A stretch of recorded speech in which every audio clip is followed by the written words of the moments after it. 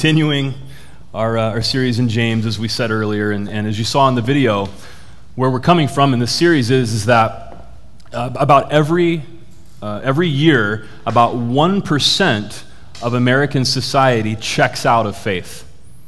So people who grew up in a religious faith community of some kind, often Christianity in America, about every year, about one more percent of those folks, if when asked by polling organizations, check the no box when they ask, do you have any faith? It's up to 23% of all Americans, 36% of millennials, which is the highest it's ever been. Just a kind of a shocking number from people who are looking at this. And when asked why, they say, well, the kind of Christianity that we have seen in our culture from some churches in the media seems too focused on money and power.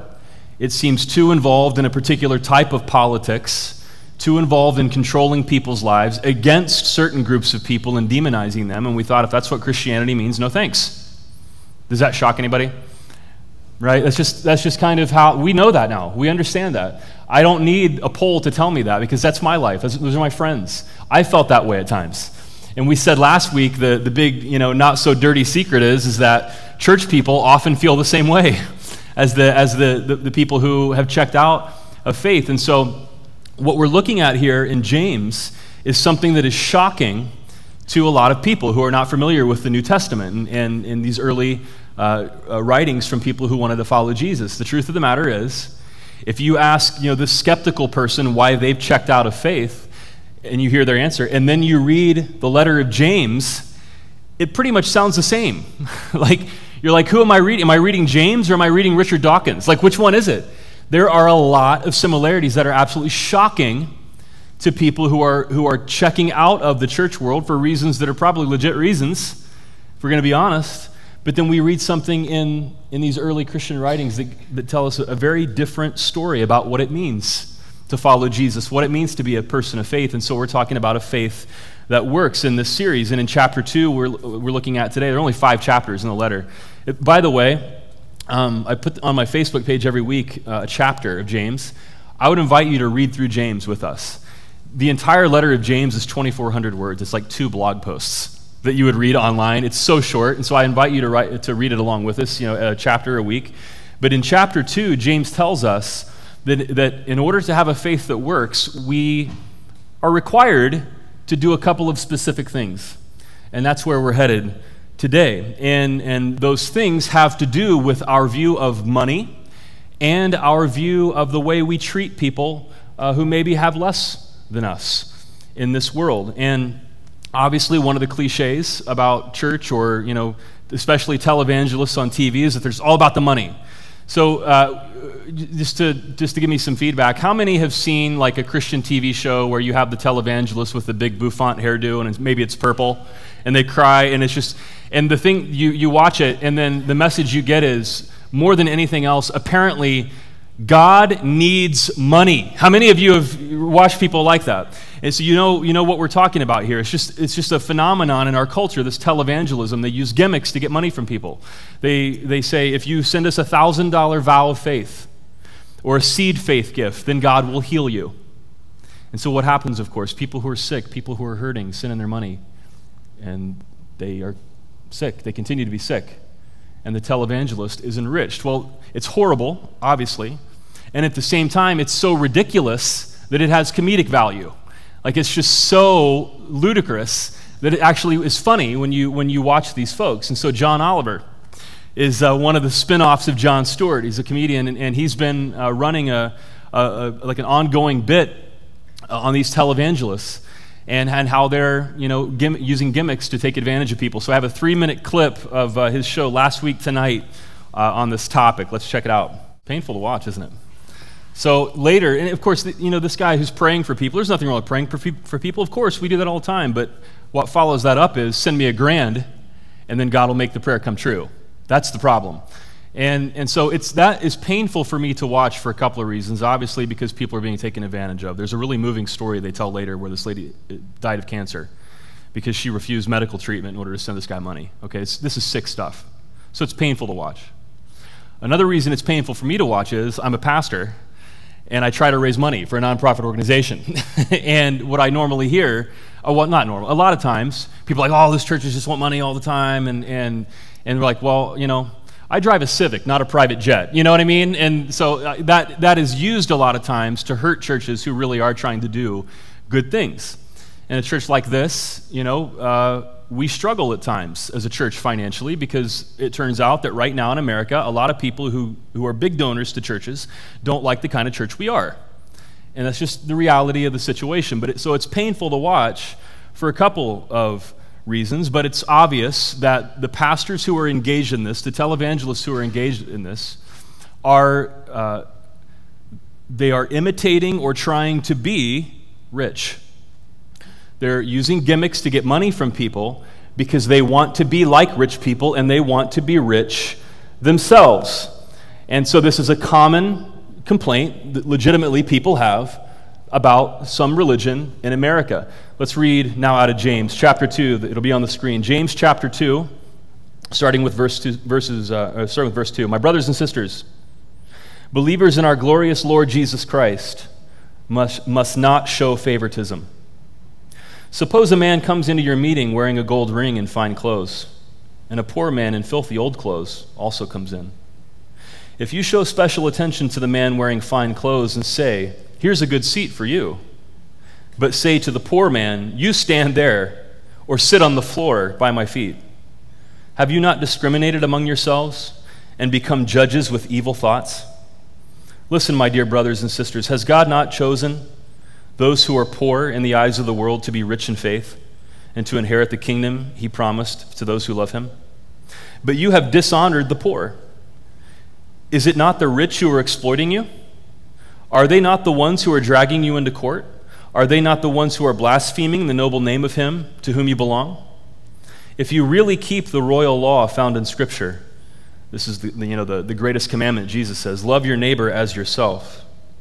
But if you show favoritism, you sin and are convicted by the law as lawbreakers. So early Christianity spread among the poor, and then there were also people who, and there was really no middle class to speak of in this culture, but there were people who were a little more well off because somehow maybe they served the aristocracy. And some of those folks became followers of Christ as well. And so all of the church meetings you read about in the letters of Paul or in the New Testament, and James is writing to churches here, they all met in people's homes. They're what we would call one groups. And they often met in the home of people who had a little bit more money because they had bigger homes to meet in, right? It's totally practical, totally understandable. But one of the things that was happening is that you had this socioeconomic gap in Christians who were in these churches. And sometimes the people who were a little more well off would treat the people who weren't so well off, not as well as the rich. They were also a persecuted small minority. They were scared. They wanted credibility in the eyes of society. So you can see why it would be tempting to favor people who had more wealth and more credibility. Right? Are you with me so far? And so this is a practical concern that James is writing about in these communities of people who want to follow Jesus. Now, no show of hands. This is a private question just for you. No show of hands, but on a scale from 1 to 10. 10 being you can't sleep at night. How stressed are you about finances? Would it be a 6 or an 8 for you? Would it be a 3? How stressed are you about finances? Now, another question would be, why are you stressed about finances? What's the cause of that financial stress? CNBC reported that almost 3/4 of Americans are experiencing financial stress at least some of the time. And nearly 1/4 of us are experiencing extreme financial stress, according to a study released by the American Psychological Association. The main reason for this financial stress is the widening gap between the rich and the poor. They found that people with incomes under $50,000 and with incomes over $50,000 reported comparable overall stress levels in 2007. They were a 6.2 on a 10. So if you chose 6.2, you were right, for 2007 at least. But in 2014, the wealthier group reported overall stress levels of 4.7, and the lower income group reported a 5.2, the widest that gap has been. And of course, it's all averaged out. And so right now, the line seems to be about $50,000 a year. People who make under $50,000 a year are feeling this widening gap. It's harder to pay the cost of living for them. The article also pointed out that 60% of Americans can't cover unexpected expenses. And it takes a toll on their health. 12% of respondents had chosen not to go to the doctor sometime this year because they couldn't afford it. And high stress leads to overeating and eating undernourishing foods and depression.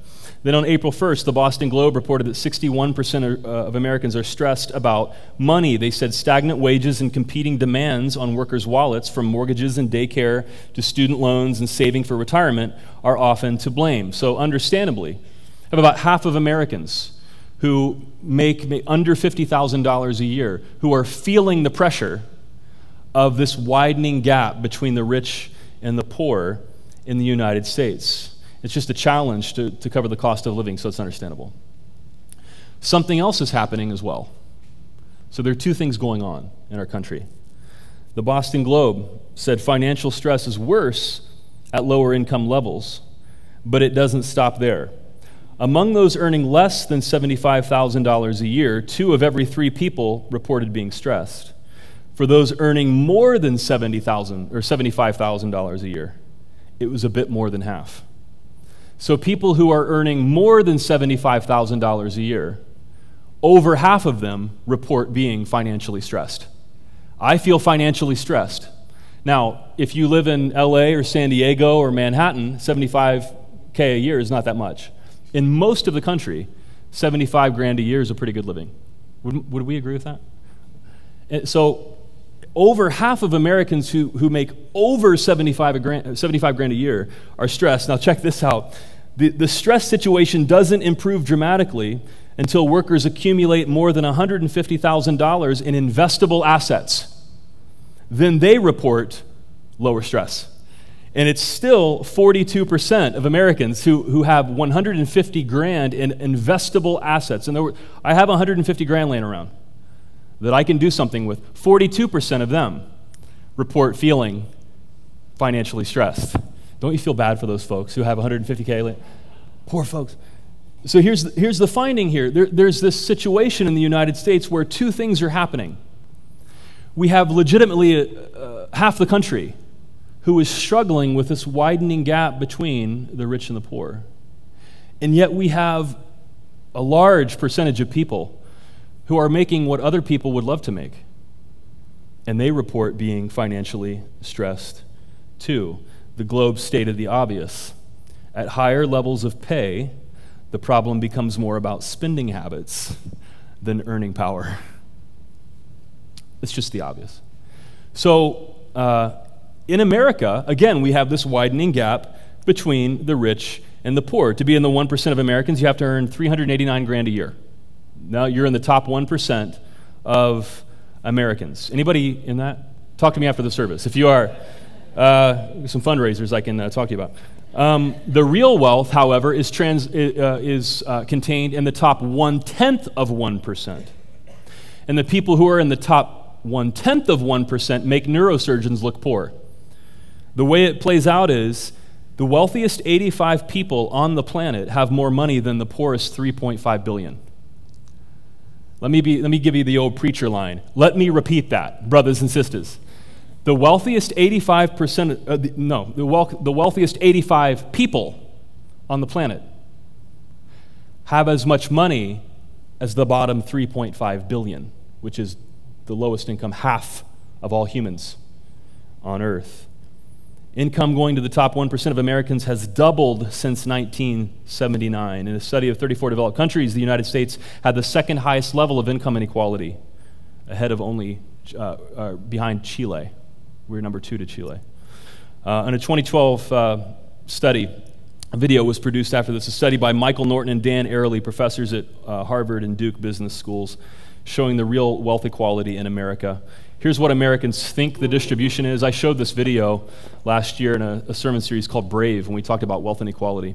Here's what Americans think the distribution of wealth is in the United States. So you have the poorest of the poor at the bottom, the left, and the wealthy there at the right. It's what Americans think it is. Let's look at what it actually is. That last bar, you have to stack all those up on top of each other. So a better picture of it is this. Here's what it really is. Here's the wealth inequality in America for what it really is in the next graphic. Can you see that? So you see what Americans over on the left say would be ideal. In the middle, it's what Americans think it is. On the right, can you see the gray there? That's what it really is, that spike that almost goes off the TV. And that spike is largely even the top 1/10 of 1%. So we have a major problem in the United States. Now, here's something else for us to consider. Compared to most of the people in the world, we're all rich. Everybody in this room is rich compared to most of the people in the room. If you make, listen to this, $32,500 a year, you're in the top 1% on planet Earth. Anybody shocked by that? $32,500 a year makes you a 1%er. There's actually a site where you can go in and put in your income, and it'll show you what you are. I just have a screenshot from that. That's that 32,500. 99% of the people are poorer than you. There's a chart of all people, and there you are, a 1%er. $32,500 in the world makes you a 1%er.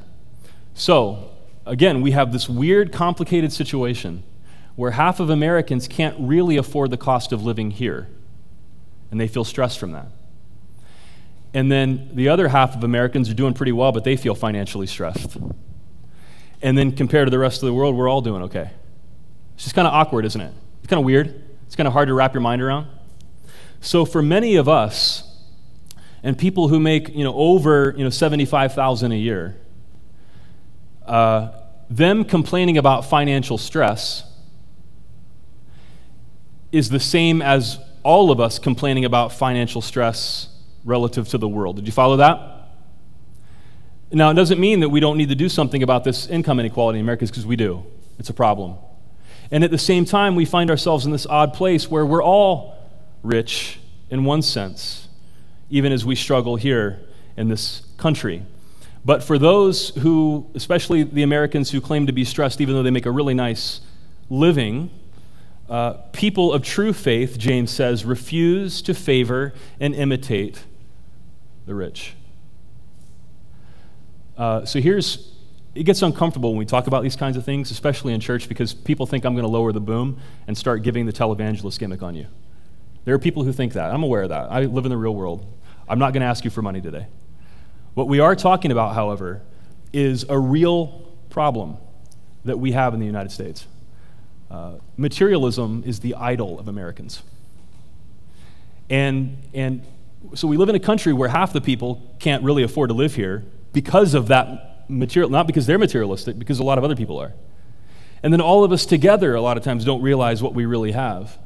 And James says, people of true faith, people who really want to follow the way of Jesus, refuse to favor and imitate the rich. What's going on here is the people who were dishonoring the poor in James 2, they're not really rich in that society, but they want to be like the rich. They want to think they are. So they dishonor the poor in order to make themselves feel better. That's what he's talking to here in James 2. So people of true faith refuse to favor and imitate the rich. For those of us who are doing okay in American society, and we still feel stressed, does that have anything to do with our spending habits? Is it possible that perhaps we spend money on things we don't need? We buy too much house, too much car, too much eating out, too much on leisure time, and then we don't have college savings, we don't have retirement, we live in debt, but yet we still feel this financial stress. Could it be that at the root of things, it's because we're trying to imitate the rich? Well, this isn't the funnest sermon today, is it? Oh, man. Ouch, Ryan. Is it? I'm talking to myself too. Is it because we imitate the rich and want to live beyond our means? Well, James says people of true faith don't do that. And so one of the complaints the nuns have is that the churches are too focused on money, and we can see reasons why. Another one is this political issue that we have in this country. Some people would think that me saying this is controversial. It's really not, actually. The vast majority of Americans are going to agree with what I'm about to say. Skeptical people understand that a large number of evangelical Christians actually vote against their own economic self-interest. That's not, I know some people might think that's controversial. That's not controversial. We've seen now, for the past 40 years, this trend of evangelical Christianity being used for political purposes. We call it the religious right, or the Christian right, or there are lots of names for that. And when people who are the nuns say, well, I think a lot of Christians are too involved in politics, they're not talking about people who are hugging trees and licking frogs. Okay, are you with me? They're talking about the religious right. That's who they're talking about. And they're talking about folks who often are in the bottom 50% of the country, but they vote according to cultural wedge issues. And those cultural wedge issues are same-sex marriage and abortion. And so some politicians said to them, hey, vote for us and we'll make same-sex marriage illegal. How'd that work out for them? Or vote for us and we'll make abortion illegal. How'd that work out for them? But they use those cultural wedge issues to get that vote. And the economic policies actually end up hurting those evangelical Christians who are voting against themselves. So what would happen if people who claim the name of Jesus and read James, what would happen if they said to our candidates, our faith demands greater equality between the rich and the poor? What would happen in this country? I guarantee you what would happen. Both Republicans and Democrats would support policies that would help to reduce the inequality between the rich and the poor in this country. I guarantee you. If millions and millions of evangelical Christians rose up and said, you know what, we need to be a more, it doesn't mean people can't earn money and be rewarded for their hard work, sure. But to have this wild wealth inequality in America, I guarantee you, if evangelical Christians said, let's do something about that, it would get done. Instead, what are we seeing? In the very impoverished eastern Kentucky, I grew up near there actually, we've seen rallies of Christians. And are they rallying for inequality among the rich and the poor, or equality among the rich and the poor? Is that what they're rallying for? Or are they rallying for something else? Right? James says that people who have true faith refuse to favor and imitate the rich. Therefore, people who are checking out are able to see the hypocrisy of, my goodness, some of the biggest deals in our culture, evangelical Christians don't seem to care that much about. And they're, targeting certain groups of people, and they're having rallies against them, not against the major problems that we face in our country. And so they're like, no thanks. This isn't hard to figure out, is it? Is what I just said really controversial? I don't think so. Shouldn't be. Nobody's throwing anything at me yet, so that's a good sign. But it's just so clear in our culture. James says, if you dishonor the poor, then you're obviously discriminating against them. You're thinking evil thoughts, he calls it. And he says, you're not loving your neighbor as yourself. Once again, this doesn't mean let's all be communists or socialists. It just means maybe there are some things we can do in our society to actually remedy this inequality that we have. And then he describes what it looks like to love your neighbor as yourself. Here it is, James chapter 2, 14 through 19. He says, what good is it, my brothers and sisters, if someone claims to have faith but has no deeds? Can such a faith save them? Suppose a brother or sister is without clothes and daily food. If one of you says to them, go in peace, be warm and well fed, but does nothing about their physical needs, what good is it? In the same way, faith by itself, if it is not accompanied by action, is dead. Dead, the word dead he uses. But someone will say, you have faith, I have deeds. He says, show me your faith without deeds, and I will show you my faith by my deeds. You believe that there is one God? Good. Even the demons believe that and shudder. And so there's a point that can't be overstressed. Faith that does not perform good works for the poor is dead. You see that in the passage? He gives this challenge and says, faith without deeds is dead. Faith without good works in the world is dead. And what are those good works? He uses this comparison of seeing somebody who's poor and saying, well, hey, wish you well, be warm, keep well fed, but doesn't actually do anything to help that person. He says that kind of faith is dead. And he says, you believe in God? Well, the demons believe that. And there are people who have questions about demons and unclean spirits in our culture. I understand that. But in James's vernacular, he's saying, you believe certain things about God. You ascribe to a certain creed. Great, good. Faith without works is dead. But I go to church every Sunday. Awesome. Faith without good works toward the poor is dead. But I vote, Jesus. Okay, great. But faith without good works for the poor is dead. Man, this is hard-hitting, isn't it? You know, there are many places in the world where a message like this would not be that hard-hitting. Do you realize that? How many of you have ever been on a mission trip outside of the United States? We went to Nicaragua about a year and a half ago. There are many parts of the world where this message is not at all hard-hitting or controversial. They'd be like, amen, brother. It's so hard here because this is the thing Americans struggle with the most. That's why it's so hard. Believe me, I can feel it right now. If you want to build a really big church in the suburbs, you tell people God's going to bless them, which translates to, I'm going to give you more money. You know, Jesus will give you more money. Oh, they flock. Believe me, you know. It's the prosperity gospel. It's the same thing. It's a watered-down version of what you're seeing these televangelists do. If you challenge American Christians by saying, if you don't do good works for the poor, your faith is dead, jeez, it gets quiet. Because this is the greatest challenge for many Americans. And then there's this, this debate, faith versus works and salvation. Actually, Protestants, Catholics, all Christians in the world believe that we're saved by our faith. But we're saved for good works. Some anti-Catholic preachers have said that Catholics believe in works-only salvation. That's not true. Catholics believe in justification by faith, just like, if you don't know those terms, tune me out for a second. But Catholics and Protestants all believe the same thing. We're justified by faith for good works. Paul says it in Romans 2. Jesus says it in Matthew 25. God's grace is unmerited. We're not saved by the good things we do, but we're saved for good works. The Pope, who's coming to America here in a few weeks, says it like this. Check this out. It's a Facebook meme that I saw the other day. You pray for the hungry. Let's check out the Pope slide. You pray for the hungry, then you feed them. This is how prayer works. Isn't that great? Doesn't he rock, by the way? You got a rock star Pope coming to the United States here. He's going to speak to a joint session of Congress. Can you imagine how that's going to go? That could be a papal smackdown right there. Our Congress getting a talking to from Pope Francis. That's going to be TV to watch right there.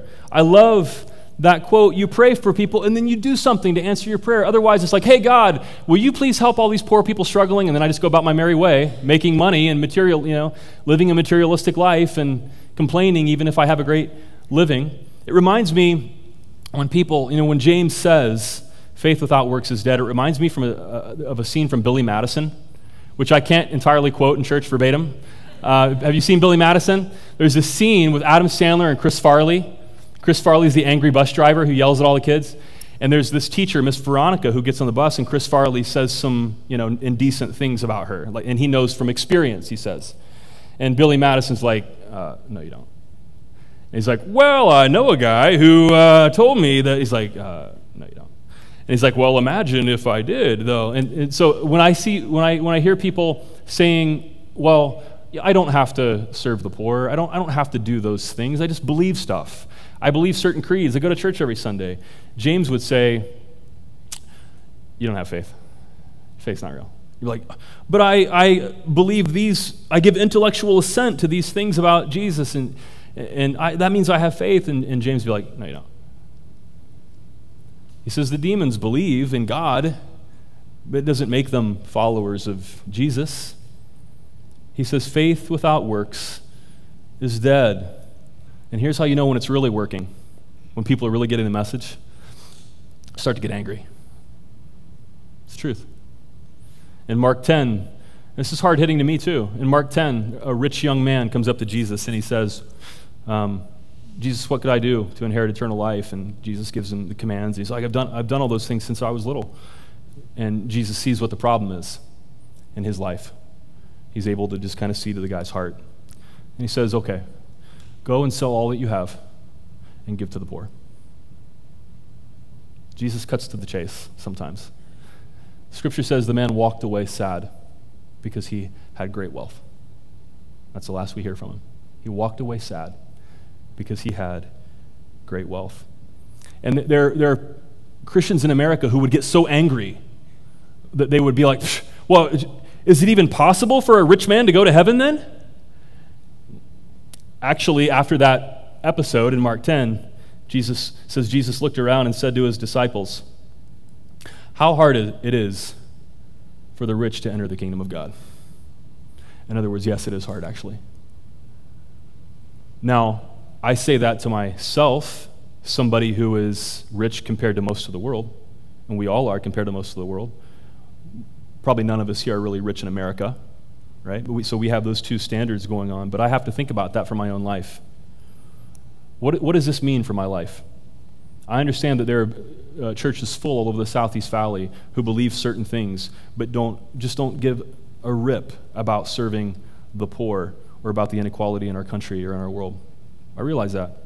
And there are lots of my life I've spent like that. And so here's what I'm coming to realize for my own life, and I'll talk about me for a minute, okay? Is that okay? I'll put this stuff on me. I need Andre House and Chandler Christian Community Center and Food for the Hungry, Nicaragua, in order to have a faith that works. I need those places. It's not because I need food. I need those places because here's what happens to me when I don't serve in places like that. I start to have a skewed perspective about my own life and my own stress level. I start to feel really stressed out and anxious about life. I'm just talking about me. And man, all this stuff I want that I can't have, and man, it's so hard. And I get this skewed perspective, kind of like the American making over $75K a year, who is like, I'm so stressed. Or the person who has 150 grand laying around to invest. I'm so stressed about life. Like, that's what I sound like to most of the world. When I complain about my problems, and I realize that most of my problems really are first world problems. Are you with me? Most of them are, not all. I don't want to minimize some of the real problems people are going through, but many of my problems are really first world problems. And when I serve, it reminds me of that. And you know what happens to my stress level when I serve? It goes down. Because I see a different perspective. This is honest truth. I shared about this last year when we got back from Nicaragua. And this has never left me. I'm not as stressed as I was before going to Nicaragua. I'm not. And that's not like a televangelist promise either. Go on a mission trip and you'll be less stressed. That's not what I'm doing. It's the truth. That gave me a new perspective on my life. Many of the things I'm stressed about are really not problems. Not compared to what a lot of people in this world are facing. And that's what happens to me if I don't serve. I just slowly slide into that. And really what it is, I end up becoming self-absorbed. The real hard-hitting truth is, it's idolatry. It's putting myself in God's place because I just start to worship me. I become concerned about what I want. That's all that I care about. I become somebody who's just, I want to please myself. I want to live a life that gives me pleasure and, maximize my comfort in life. That's really idolatry. It's putting something else above God. Whereas serving reminds me, I'm not God. And there are lots of people in this world who have greater needs than I do. And I can do something about that. The first time I served at Andre House, it was a little apprehensive. It's a Catholic soup kitchen in Central Phoenix. Showed up there and didn't quite know what to expect, but there were maybe 40, 50 volunteers, and Andre House is so respectful. They're respectful to the persons who are homeless who come for food. There's a lot of love in the room at Andre House. And so I sat down with some other people from one church, and we were chopping bananas and strawberries. And so they bring out this huge tub of strawberries, put it on the table, and then you have to chop them up and put them in another tub. So you get this big knife, and by the time you get done, it looks like this murder scene. There's like strawberry juice all over the place. And I managed, I didn't cut my fingers off. Excellent. Have all these strawberries in the tub, all chopped and ready to go.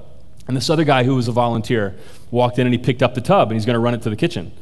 And so I see him out of the corner of my eye. It's probably 30 feet away. He's walking through the kitchen, and all of a sudden, and you might as well have just hit slow-mo, he trips. And all of every strawberry in the tub goes flying onto the kitchen floor and just sliding across the kitchen floor.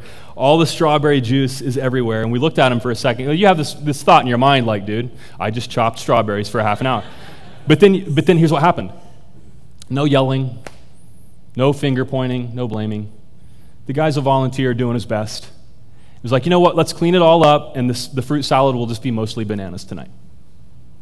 Just a lot of love and grace and mercy in the house. And here's why. It's not really about the strawberries. People had enough food to eat that night. It's not really about the strawberries. The act of chopping the strawberries was good for my soul. It's good for me to chop up strawberries for people who are homeless and hurting. It doesn't matter if they get dumped on the floor or not. Do you follow what I'm saying? It doesn't matter if they got dumped on the floor. What I did was not a waste of time. It was good for my soul. And I remember leaving and driving down Jefferson, east on Jefferson. You drive past Talking Stick Arena. Is that the name of it now? Talking Stick Arena. Used to be U.S. Airways. And then Chase Field. And people are there going to the games, having a good time. I like to go to games. I like to go out and have a good time. And that's great. And I just thought, you know, what I did was a great addition to my life other than just going to games and going out and having a good time. Go to games. Go out and have a good time. But what I did just gave me a new perspective on life and a deeper joy. And it was better for my soul than just going to games and going out and having a good time. Does that make sense? What I did was good for me. It was healing to me. Puts my life in perspective, lowers my stress level. Now, there are people who are not physically able to go to Andre House. Or this coming Friday, we're going to Chandler Christian Community Center, and we push carts and distribute food to people who need food. It's kind of tough. It's hot out. There are people who can't do that. There are people who can't go to Nicaragua. So what are some other ways for people to serve? And I'll wrap this up quickly. What are some other ways for people who say, you know what, I want to take James at his word? One way is we have 5 packets back on the table that are the child sponsorships from Food for the Hungry in Nicaragua. About 55 people here in one church are sponsoring kids on a weekly basis. I think it's about $35 a month. We've been sponsoring for a couple of years. There are 5 packets, and you can stop by that table and pick one of these up if you'd like to do that. And you can sponsor your kid, write them letters. I'll make sure this gets back on the table as well. So that's something you could do. Another thing you could do, if you really want to take James at his word and serve, is we have this annual serving drive called Hands and Hearts. And it's ways to serve in one church in 3 specific areas. In kids, first impressions, and setup. So kids is you can be a teacher or assistant, first impressions, greet, an information center host, help make coffee, things like that.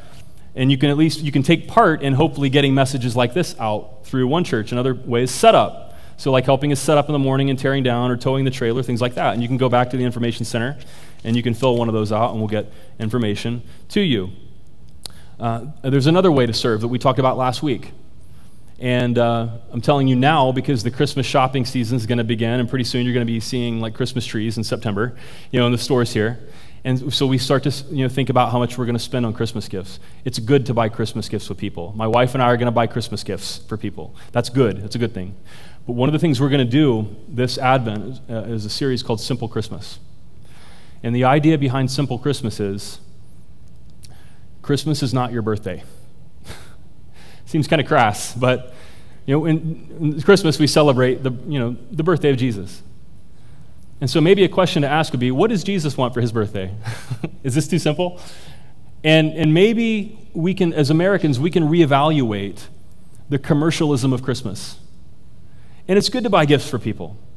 It's good. But here's one of the things we're challenging everybody to do. Every Christmas Eve, every year we've done this, we give away 100% of the Christmas Eve offering. Every single penny, no administrative cost, every single penny goes out the door of the Christmas Eve offering.